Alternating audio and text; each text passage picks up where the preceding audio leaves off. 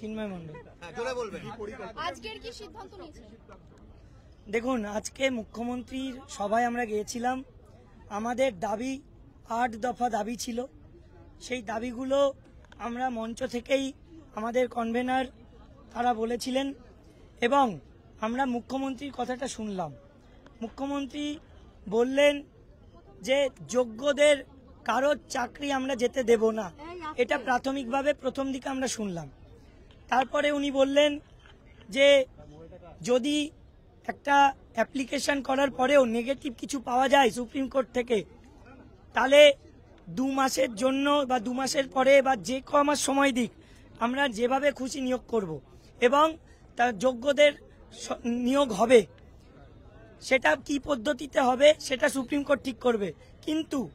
কিন্তু আমরা দেখলাম যে উনি এটুকু বললেন যে মাঝে একটা শব্দ যে এই 2 মাসের যে মানে টাকাটা বা 2 মাসের একটা যে অ্যামাউন্ট সেটা দিয়ে দেবেন, পুষিয়ে দেবেন। আসলে এই শব্দটা উনি ইউজ করেছিলেন যে 2 মাসেরটা পুষিয়ে দেবেন। আমাদের এইটুকু খারাপ লেগেছে। আমরা শিক্ষক শিক্ষিকা শিক্ষাকর্মী, আমাদের কাছে পুষিয়ে দেওয়া শব্দটা সত্যি অসম্মানজনক।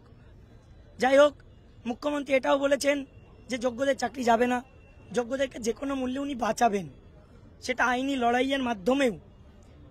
কিন্তু শেষে গিয়ে আমরা দেখলাম মুখ্যমন্ত্রী এটাও বললেন যে যোগ্যদেরটা আমরা এখন দেখছি, অযোগ্যদেরটা পরে ভাবব।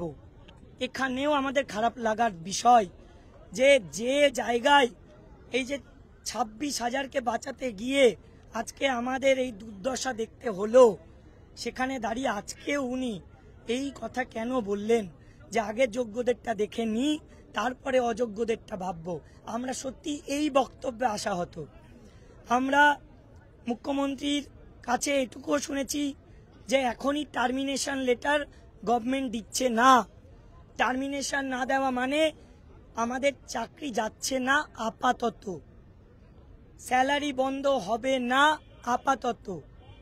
কিন্তু এটা তো কোনো সুরাহা নয়, এটা তো কোনো একদম পার্মানেন্ট সলিউশন নয় যে আমরা যে জায়গাটায় ছিলাম সেই জায়গাটা সুরক্ষিত থাকছে, আমাদের চাকরিটা তাহলে আলটিমেটলি হারানোর দিকেই। সেটা কি আর বাঁচানো যাবে না? এই সদুত্তর কিন্তু এখনো পুরোপুরিভাবে আমরা পাইনি। মুখ্যমন্ত্রীর কাছে আমরা আরেকটা জিনিস শুনেছি যে উনি বলেছেন যে এই একটা খেলা চলছে বিরোধীদের খেলা নয়, আমাদেরকে নিয়ে রাজ্য সরকারও যেমন খেলা খেলেছে বলেই আজকে আমরা এই পজিশনে। আর এখন বিরোধী রাজনৈতিক দল হোক আর যে কোনো রাজনৈতিক দল, সবাই মিলেই তো খেলছে। আমরা তো এখন ভোট ব্যাংক। কিন্তু আসল কথাটা কি বলুন তো, যে জায়গাটা আমরা আজকে দাঁড়িয়ে আমাদের মানসিক অবস্থা খুবই শোচনীয়। আমরা যে জায়গায় দাঁড়িয়ে সে জায়গায় যে কোনো চিন্তা ভাবনা পর্যন্ত করব, সেই শক্তিটুকু অনেক সময় মাথা থেকে বেরিয়ে যাচ্ছে। কিন্তু আমরা একসঙ্গে আছি, যোগ্যরা একসঙ্গে আছি, জোট বেঁধে আছি। আমাদের মধ্যে কোনো আলাদা কিছু নেই, একটাই ফ্র্যাটার্নিটি আমাদের, untainted jobless teachers and non teaching staff. আমরা কিন্তু এখানে কোনো মঞ্চ, সংগঠন, দল, রং, গ্রুপ সি, গ্রুপ ডি, 9, 10, 11, 12 দেখব না। আমাদের একটাই পরিচয়, আমরা যোগ্য চাকরিহারা। আজকে আমাদের এর পরবর্তী পদক্ষেপ কি হবে সেটা মেহবুবকে আমি বলবো বলার জন্য।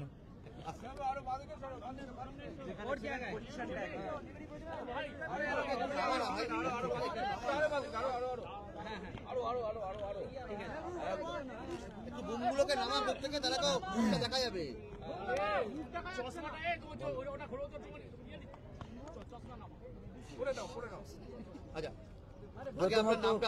মেহবুব মন্ডল, যোগ্য শিক্ষক শিক্ষিকা অধিকার মঞ্চ।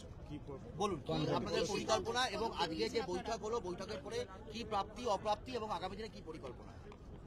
আজকে আমাদের যে বৈঠক, সেই বৈঠকের পরেও আমাদের ধ্রুব যে সত্য, সেই সত্য আমরা অস্বীকার করতে পারি না। সেটা হচ্ছে আমাদের কেস সুপ্রিম কোর্টের প্রধান বিচারপতির এজলাস থেকে খারিজ হয়েছে। তাই সেখান থেকে রিভিউ এবং রিভিউ থেকে কিউরেটিভ প্রসেসটা কিন্তু খুব জটিল। আমরা কিন্তু সত্যি জানি না আমরা ফিরবো কি ফিরবো না। তাই কিন্তু একটা জিনিস আমরা জানি, সেটা হচ্ছে যে জাজমেন্ট এসছে অসঙ্গতিপূর্ণ এবং চরমতম একটা বায়াস জাজমেন্ট। এই জাজমেন্ট কখনো হতে পারে না, কারণ জাজমেন্টটা পড়লেই পাওয়া যায়। এই জাজমেন্টটার আমরা যে রিভিউ যাব, কিন্তু আমার সঙ্গে যে অবিচারটা হয়েছে তার একটা জনমতের প্রয়োজন আছে। আমি একা নয়, সুপ্রিম কোর্টে কেস রিভিউতে ওঠার আগেই মানুষের মুখ থেকেও যেন এই রিভিউর দাবিটা ওঠে, অনৈতিক নয় নৈতিকভাবে। যদি মানে সামগ্রিক বিষয় বিশ্লেষণ করে মানুষ মনে করে যে হ্যাঁ এরা সত্যি অযোগ্য, তাহলে আর আমাদের দাবি করার কিছু থাকে না। তার সেই জনমত আমরা গঠন করতে পারি একমাত্র রাস্তা থেকে, একমাত্র আন্দোলন থেকে। তাই আন্দোলন থেকে সরে যাওয়া আমাদের পক্ষে সম্ভব নয়। তাই কিভাবে আমরা আমাদের আন্দোলন এগিয়ে নিয়ে যাব, কেমন ভাবে আমরা আন্দোলন এগিয়ে নিয়ে গিয়েও আমাদের কাজও করতে পারবো সামগ্রিকভাবে, তাই সেই যে এজেন্ডা সেটা আমাদের তৈরি হচ্ছে। আমরা বিভিন্ন রকমের এজেন্ডার কথা ভেবে রেখেছি, জেলা ভিত্তিক, কেন্দ্রীয়ভাবে, এবং পাশাপাশি আপনারা আরও জানেন যে রিভিউয়ের যে প্রস্তুতি, আমাদের প্রায় 12-13 হাজার পিটিশনার আছে, তাদের ওকালতনামা সাইন, এফিডেভিট করা, স্ক্যান করা, অনেক কাজ আছে। পাশাপাশি আমরা এটাও ভেবেছি যে আমরা কোনো একটা জায়গায় প্রথমে অবস্থান করব, অবস্থানের মধ্যে দিয়ে ওই কাজগুলো যেমন করব, তেমন জেলা ভিত্তিক একটা আন্দোলনের কর্মসূচিও নেব। তারপর সেই আমার এই কাজটার পাশাপাশি আমরা পরবর্তীকালে আরো বৃহত্তর আন্দোলনের মধ্যে দিয়ে মানুষের কাছে আমার যে আপত্তি হওয়া অন্যায়টাকে আমরা তুলে ধরব। আপনারা কি স্কুলে ফিরছেন? আমরা তো স্কুলে আছি, কারণ আমাদের টার্মিনেশন তো হয়নি, কিন্তু সুপ্রিম কোর্টের অর্ডার অনুযায়ী হয়েছে। তা আমরা স্কুল যাব না কেন, নিশ্চয়ই যাব, সেই পৌঁছানোটা আমাদের আসল হবে।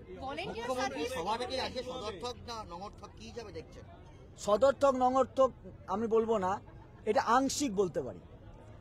আংশিক এই কারণে যে আমরা কিছু দাবি রেখেছিলাম, সেই দাবি মুখ্যমন্ত্রী যখন বক্তব্য রাখছিলেন, কিছু দাবি, যেমন ধরুন আমরা বলেছিলাম যে লয়ার প্যানেল আপনারা আমাদের জন্য দিয়েছিলেন তা প্রায় মৃত ছিল, উনি লয়ারের কথা বলেছেন। কিন্তু আমি বলছি এইগুলো সব প্রতিশ্রুতি, রাজার প্রতিশ্রুতি খুব স্বাভাবিক।